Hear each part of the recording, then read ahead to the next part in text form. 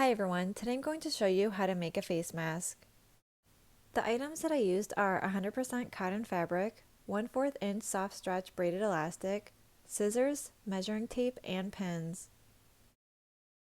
Next I folded my fabric over so the exterior of the fabric layers together and cut 6 inches length and 9 inches width. When you open the fabric up, the length will amount to 12 inches length and 9 inches width. Then you want to sew a straight stitch across on the right and the left side of the 2.5 inch unsewn gap. Next, cut 2 pieces of your elastic 7 inches long. You may change the length depending on how loose or tight you would like the mask to fit.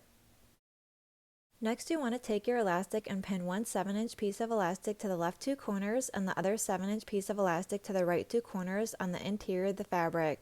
Remember, if you shorten or lengthen your elastic to your comfort, then you will still follow these same instructions. Have a little elastic sticking out of the corners and sew a straight stitch on the right and the left side of the mask from top to bottom, which is 6 inches in length on each side. Next, take the mask and from the 2.5 inch unsewn opening, flip the mask inside out.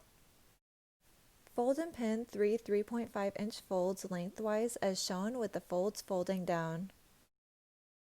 Here's a face mask with the folds pinned and ready to sew. Here I'm sewing the final touches on the face mask.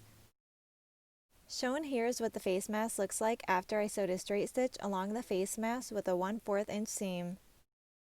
Here's a view of the exterior of the face mask, and here's a view of the interior of the face mask. You may purchase Oliviancio pieces on oliviancio.com. For more how-to style videos, subscribe to my YouTube channel, Olivia Rita. Follow Oliviancio on Instagram, Facebook, and Twitter.